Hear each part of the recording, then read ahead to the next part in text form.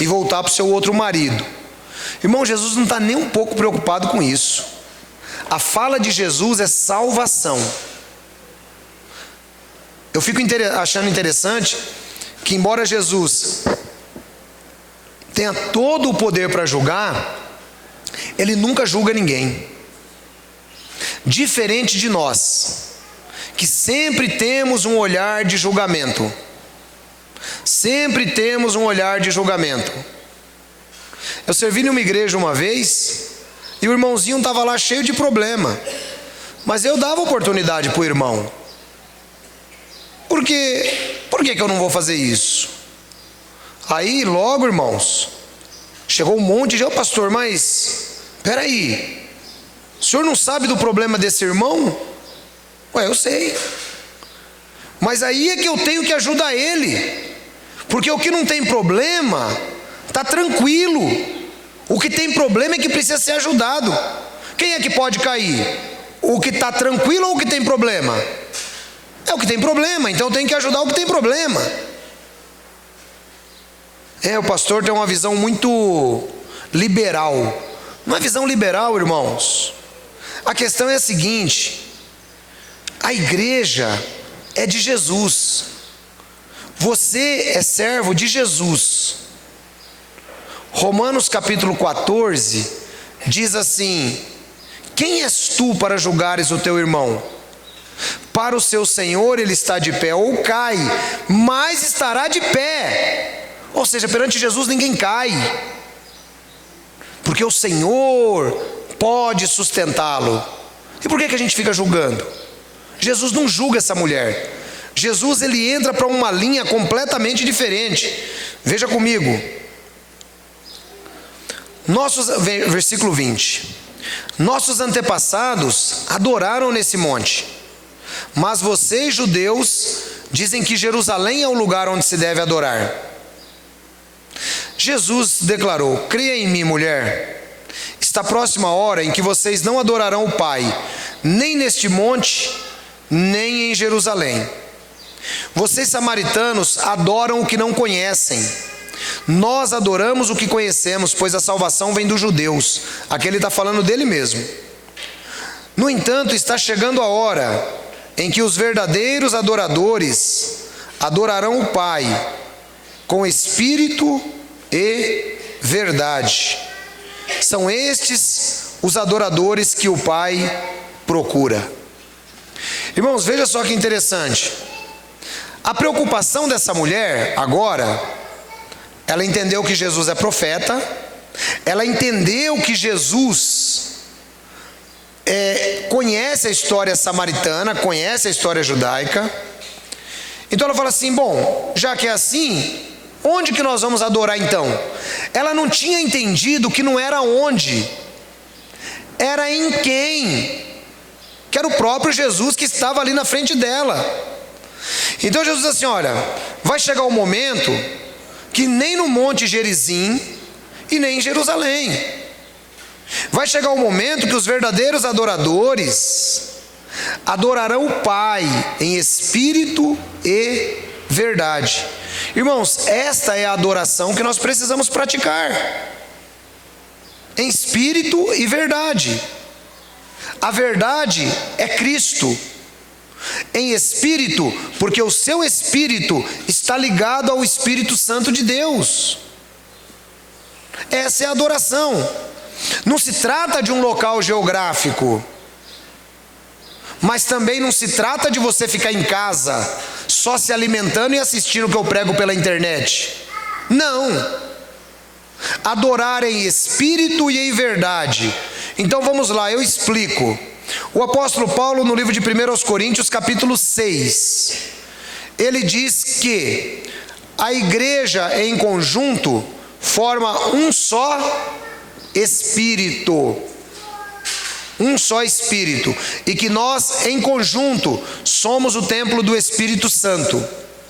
Então, quando nós estamos juntos adorando a Deus, aprendendo a verdade da palavra de Deus, nós estamos adorando em espírito. Quem entendeu o que eu estou falando? Amém? nós estamos adorando em espírito. Esse momento é um momento de adoração em espírito. Estamos todos em comunhão, estamos todos no mesmo Espírito Santo de Deus, adorando a Deus. E em verdade, a verdade não é um conjunto de crenças. Creia nisso, não. A verdade é Cristo. Foi por isso que ele disse assim: olha, vocês não vão adorar nem aqui nem lá, você não sabe o que é salvação, vocês não sabem o que é salvação, porque a salvação vem dos judeus, ou seja, eu sou a salvação. Então você tem que entender o que eu estou lhe falando. Essa é a ideia de Jesus para a mulher. E aí o texto continua: Deus é Espírito, 24, e importa que os que o adoram, adorem em espírito e verdade. Disse a mulher: eu sei que o Messias, chamado Cristo, está para vir. Quando ele vier, explicará tudo para nós. Irmãos, é interessante a capacidade da rejeição humana diante das evidências. Veja só, primeiro ela reconhece que Jesus é profeta. Segundo, Jesus diz para ela que a salvação está num plano espiritual. Terceiro, Jesus diz para ela que não é onde, é em quem. E ela, como samaritana que estudava o Pentateuco, ela sabia que o Messias iria vir.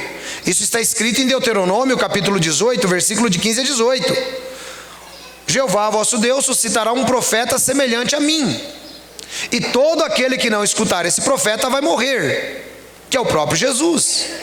Então ela sabia de tudo isso, mas a mente preconceituosa dela ainda insiste em dizer assim: olha, tá bom, o que você falou quase me convenceu, mas eu ainda prefiro ficar com o que eu li, que o Messias vai aparecer. E aí, irmãos, aquela mulher, ela era salva. Quem já escutou? Bom, todo mundo já sabe o que penso sobre salvação antes da fundação do mundo. Aquela mulher era salva em Cristo Jesus, e ela precisava entender Cristo. E aqui tem uma coisa interessante. Jesus diz assim para ela, ó. Jesus então declarou: eu sou o Messias, eu que estou falando com você. Irmãos, é incrível quando você pega os detalhes das passagens bíblicas. Jesus não falava que ele era o Messias para ninguém. Já perceberam? Ele curava, ele falava assim, ó, não conta para ninguém. Ele ressuscitou a menina e falou assim, ó, não fala que foi eu não. Porque o momento dele para os judeus ainda não havia chegado.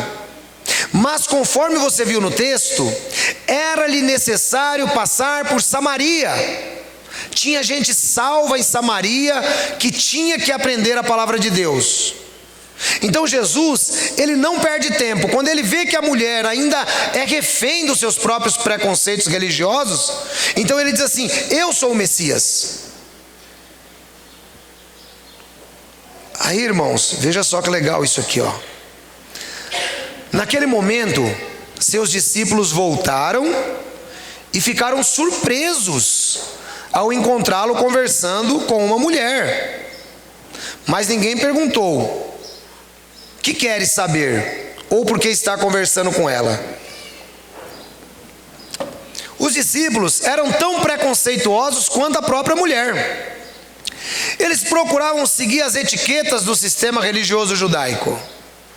E Jesus não estava nem um pouco preocupado com as etiquetas, irmãos. Um dia eu disse numa pregação que Jesus era um marginal na lei. E um monte de gente me atacou. Você está falando heresia. Não, não falei heresia. Marginal significa aquele que anda à margem.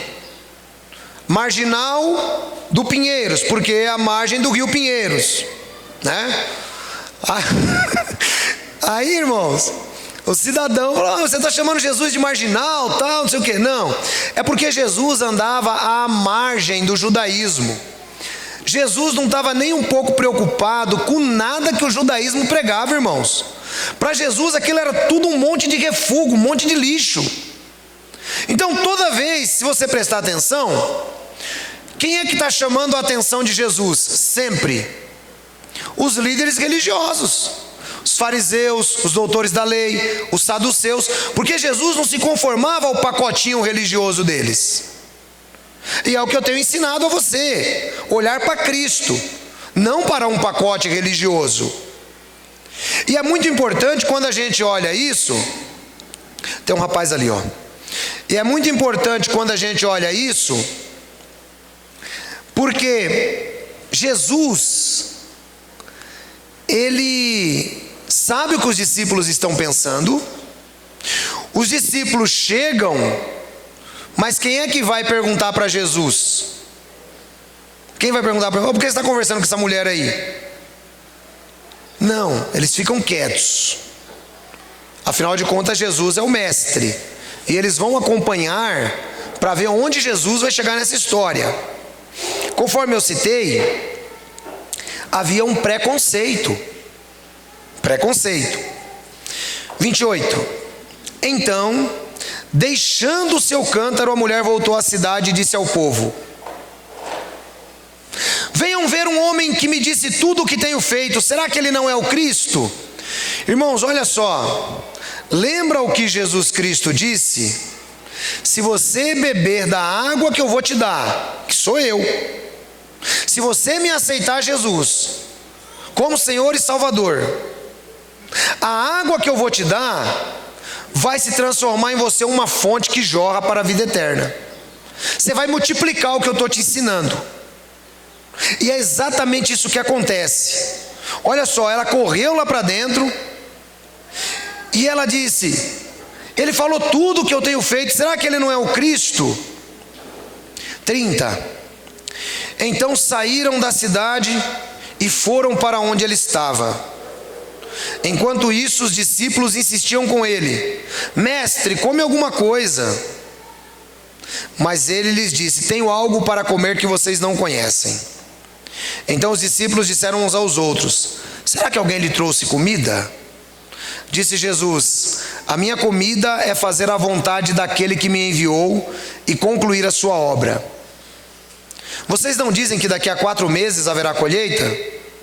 Eu lhes digo: abram os olhos e vejam os campos, eles estão maduros para a colheita. Aquele que colhe já recebe o seu salário e colhe o fruto para a vida eterna, de forma que se alegram juntos o que semeia e o que colhe. Assim é verdadeiro ditado: um semeia e outro colhe.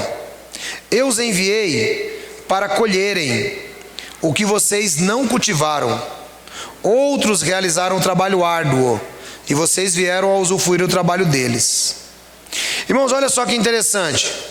Jesus agora ele mostra algo que eu sempre tenho falado para vocês: o homem viverá não somente de pão, mas de cada pronunciação que sai da boca de Deus. Perceba que interessante. Jesus caminhou durante muito tempo. Jesus está com fome, mas Jesus se preocupa em ajudar aquela mulher a ser salva. Jesus se preocupa em ajudar aqueles samaritanos daquela aldeia serem salvos. A raiva com os samaritanos era tão grande, irmãos, que um dia depois da transfiguração, quando Jesus desce do monte e os samaritanos não aceitam Jesus porque ele é judeu, João e Tiago, que são chamados filhos do trovão, Boanerges por Jesus, eles dizem assim: Senhor, o Senhor não quer que nós mandemos descer fogo do céu e acaba com esse monte de samaritano aqui? Eles falam: não, vocês estão malucos, vocês não sabem de que espírito vocês são. O Filho do Homem não veio para destruir não, o Filho do Homem veio para salvar. E Jesus mostra exatamente isso diante da atitude para com essa mulher. Jesus ajuda a mulher a vencer os preconceitos, Jesus não demonstra preconceito e ajuda os seus discípulos a vencerem o preconceito e mostra para eles que mais importante do que o alimento físico deve ser o alimento espiritual. Sabe por quê, irmão? O alimento físico, você vai jogar ele no esgoto, por mais gostoso que ele for, e ele vai te dar sustância. Mas o alimento espiritual, ele vai caminhar com você para a eternidade. Tudo que você aprende de Deus vai caminhar com você para a eternidade. Entendeu? Então é a importância das palavras de Jesus. O homem viverá não somente de pão, mas de cada pronunciação que sai da boca do Yahvé. E aí Jesus fala para eles sobre a colheita, não é? Que eles agora estavam colhendo o que outros plantaram. Claro, quem é que plantou a chegada do Messias? Foram os profetas. São 4.000 anos de história. E essa mulher, ela já tinha um coração predisposto à vida eterna.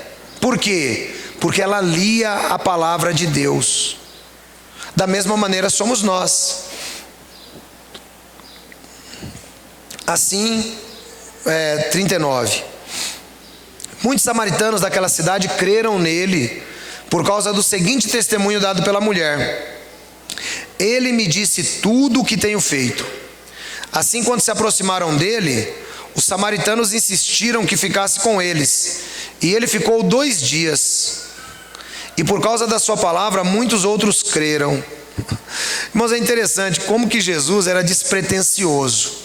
Como que Jesus, ele não estava nem um pouco preocupado com certas coisas, sabe? E inclusive culturais. Ele só ia dar uma passadinha por Samaria, mas ali tinha muita gente salva.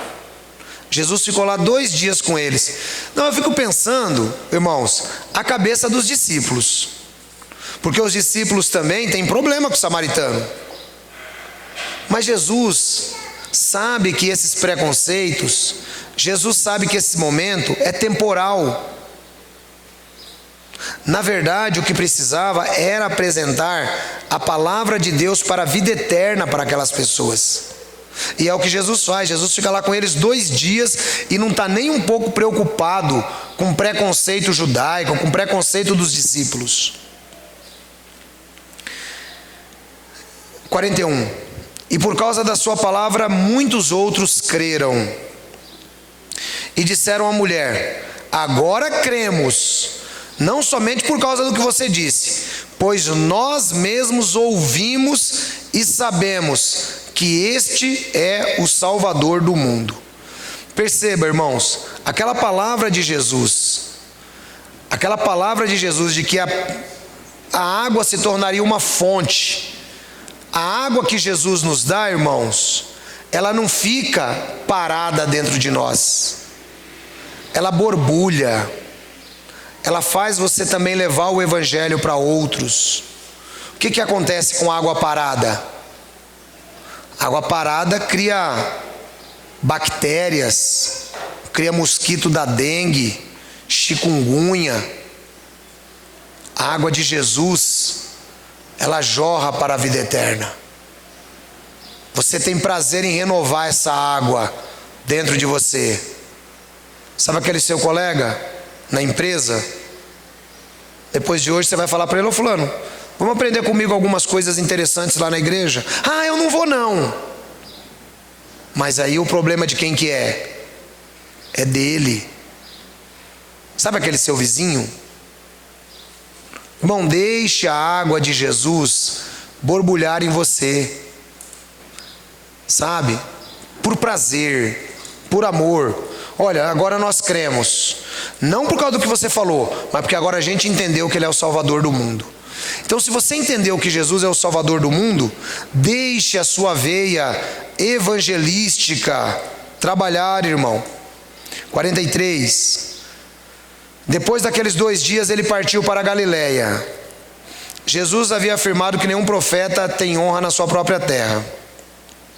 Quando chegou a Galiléia, os galileus deram-lhe boas-vindas, e eles tinham visto tudo o que ele fizera em Jerusalém, por ocasião da festa da Páscoa, pois haviam estado lá. Mais uma vez ele visitou Caná da Galiléia, onde tinha transformado a água em vinho, e havia ali um oficial do rei cujo filho estava doente em Cafarnaum. Quando ele ouviu falar que Jesus tinha chegado a Galiléia, vindo da Judéia, procurou e suplicou-lhe que fosse curar seu filho, que estava à beira da morte. Disse Jesus: se vocês não virem sinais e maravilhas, nunca crerão. O oficial do rei disse: Senhor, venha antes que meu filho morra. Jesus respondeu: pode ir, o seu filho continuará vivo. O homem confiou na palavra de Jesus e partiu. Estando ele ainda a caminho, seus servos vieram ao seu encontro com notícias de que o menino estava vivo. Quando perguntou que horas o seu filho tinha melhorado, eles disseram: a febre baixou ontem, à 1h da tarde. Então o pai percebeu que aquela fora a hora exatamente em que Jesus lhe dissera: seu filho continuará vivo. Assim creram ele e todos em sua casa. Este foi o segundo sinal miraculoso que Jesus realizou depois que veio da Judéia para a Galiléia.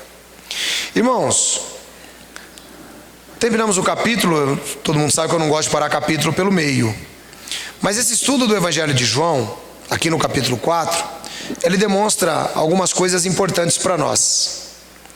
Primeiro, é que nós precisamos vencer os preconceitos que nós temos. Posso ouvir um amém da igreja? Amém. Segundo ponto, irmãos, nós não devemos aceitar o preconceito sobre nós. Você não pode ser preconceituoso e não tem que aceitar o preconceito. Depois nós aprendemos que é necessário deixarmos a palavra de Jesus fluir do nosso coração como uma fonte de água, evangelizando. Posso ouvir um amém da igreja? Amém. Evangelizando, irmãos, não é se tornando um crente chato, mas é você tendo amor por aquela pessoa que está do seu lado. O que você aprende é bom para você aqui? Sim ou não? Sim. Então por que você não transmite para outros? Quando você vai a um lugar legal, você gosta, você não procura seus amigos próximos e diz: olha, vamos a tal lugar, eu fui lá e gostei muito. Não é assim? Fazemos propaganda de graça para tudo. Você compra um óculos novo. Olha, eu comprei um óculos novo. E por que você não faz a propaganda de Jesus? Por que você não ajuda a pessoa a entender que ela precisa também dessa fonte borbulhante para a vida eterna? Então eu quero terminar essa mensagem encorajando os irmãos. Falem. Deixa essa fonte borbulhante, irmão, chegar para você. Deixe essa fonte borbulhante sair da sua boca. Às vezes, se você parar para prestar atenção, na nossa vida cotidiana, nós falamos de tudo e de todos. Mas a pessoa mais importante que nós deveríamos falar é Jesus. Que essa mensagem possa também se tornar uma fonte borbulhante na sua vida. Deus abençoe vocês.